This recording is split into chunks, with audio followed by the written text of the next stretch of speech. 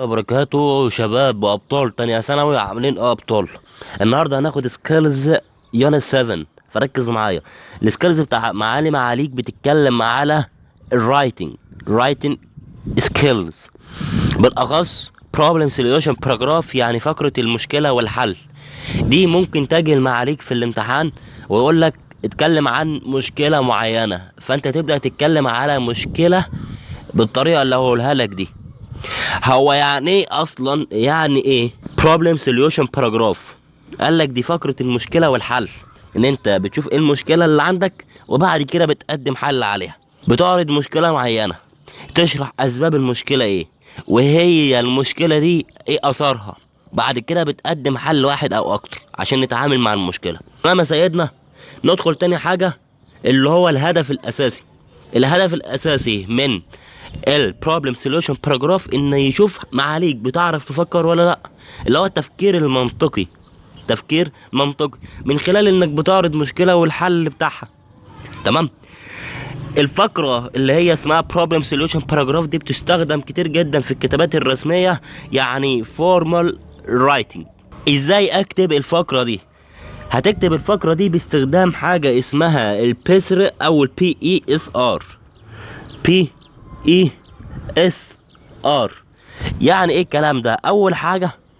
اول حاجة اللي هي البي problem، المشكلة. هتعرض المشكلة الاساسية بوضوح في جملة افتتاحية. تاني حاجة الافكس، الاثار بتاعت المشكلة، انك هتشرح الاثار اللي المشكلة بتعملها ونتائجها السلبية. تالت حاجة اللي هو السوليوشن، انك تقدر تقدم حل ليها.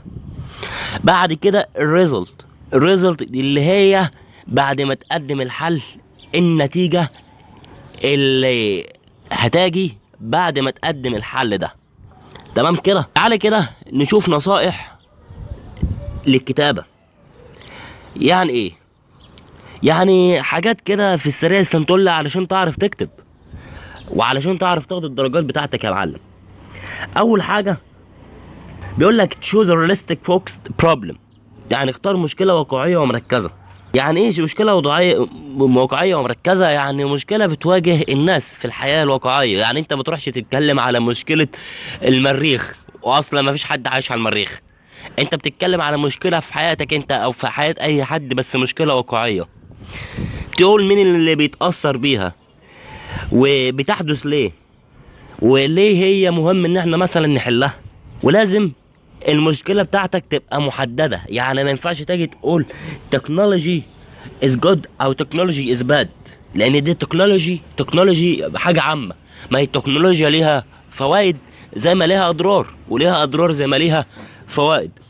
لكن الصح تقول students spend too much time on mobile phones. دي المشكلة، ان الطلاب بتقعد كتير جدا على الموبايلات او على المحمول. تاني حاجة البرين ستورم possible solution، وده يعني فكر في حلول ممكنة. اسأل نفسك نحل المشكلة ازاي؟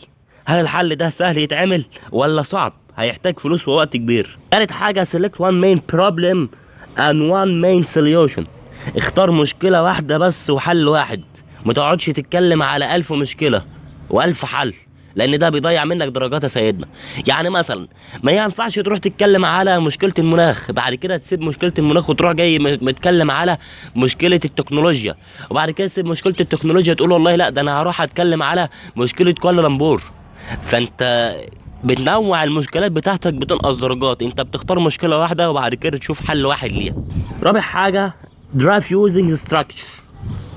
يعني ايه drive using the structure؟ يعني هتمشي على الترتيب اللي احنا قلناه، اللي هو PESR problem ethics solution result. تعال بقى نشوف في تعبيرات مهمة جدا لمعاليك. ايه اللي هي ايه؟ اول حاجة introduce the problem، انك تقدم المشكلة. one of the most serious problem is، واحدة من اخطر المشاكل هي، او انت تقدر تقول nowadays many people suffer from، في الوقت الحاضر بيعاني الكثير من الناس من، وتبدأ تتكلم عن المشكلة بتاعتك. او تقدر تقول major issue is modern society is، قضية رئيسية في المجتمع الحديث بتاعنا. والاكسبلين effects، الاثار، تشرح الاثار. this leads to او as a result او this causes، هذا يؤدي الى او نتيجة لذلك، او ده بيحصل بسبب ايه. وبعد كده تقدم الحلول المقترحة بتاعت سيادتك، اللي هو تقول one possible effect solution is، او تاني حاجة the best way to solve this problem is. تبدأ ان هي تقول افضل طريقة لحل المشكلة دي هي ايه، او to deal with this problem people can. للتعامل مع المشكلة دي يمكن للناس انها تعمل كذا كذا كذا.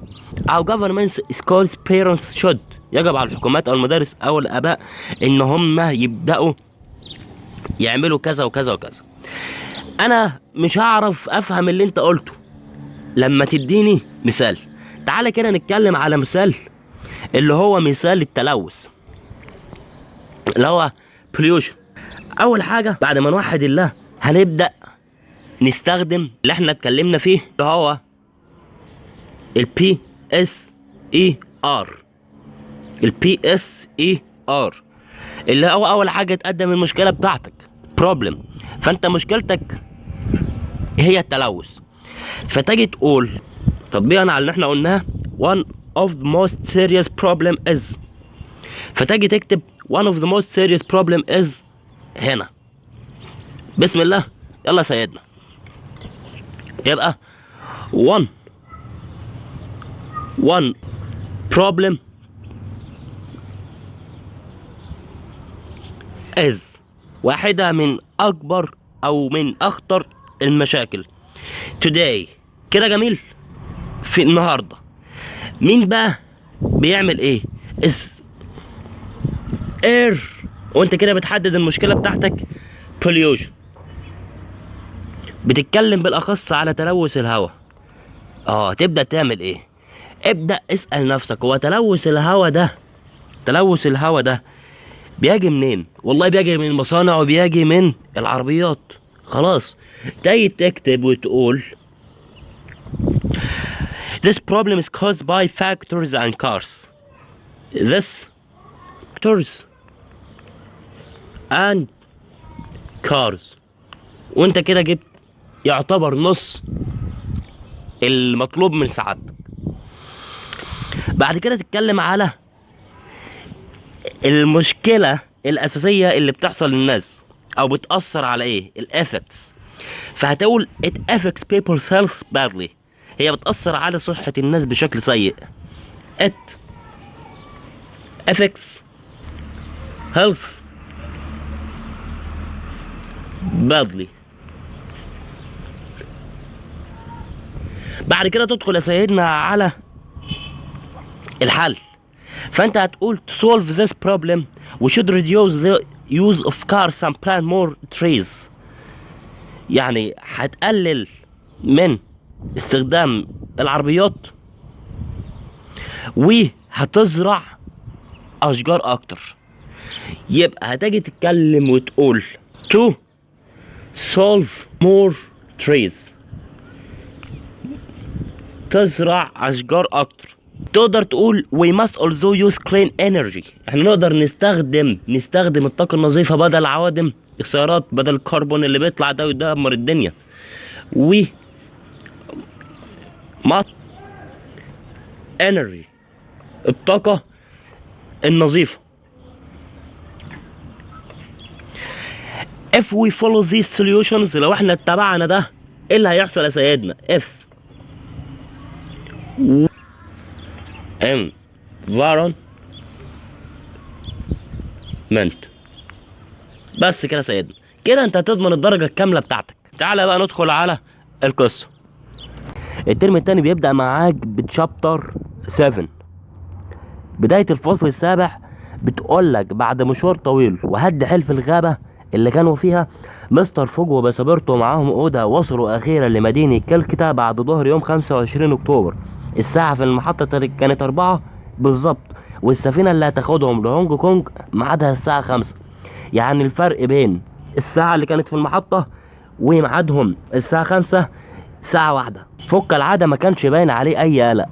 كل اللي كان شاغل باله إن يطمن إن أودا استقرت وهتكون في أمان في الرحلة البحرية دي، خصوصا إن المخاطر اللي هربوا منها في الهند كانت لسه مأثرة عليها. وهم لسه خارجين من المحطة والمحقق فيكس ماشي وراهم زي ضلهم. قرب منهم 2 عساكر. واحد سأل انت مستر فيلاس فوج؟ رد عليه فوق بكل برود: ايوه انا. العسكري كمل: والراجل ده شغال عندك؟ قال له: تمام مظبوط. فالعسكري امرهم: انتوا الاتنين تيجوا معانا فورا. باسبورتو فتح بقه عشان يعترض ويشخط، بس فوق طبطب عليه قال له: اهدى خالص. فوق طول عمره بيحترم القانون حتى لو مش فاهم هما بيعملوا معاه كده ليه.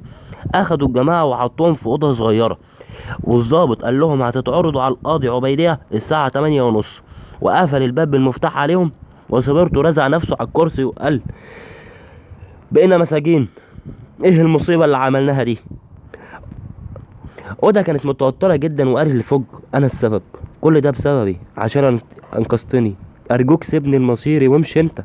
فوج هز راسه بهدوء وقال لها: يا هانم، اللي بيحصل ده ملوش علاقه بيكي، ومش هسيبك ابدا. وعلى الساعه 8:30 بالدقيقه دخلوهم قاعه المحكمه اللي كانت مليانه ناس.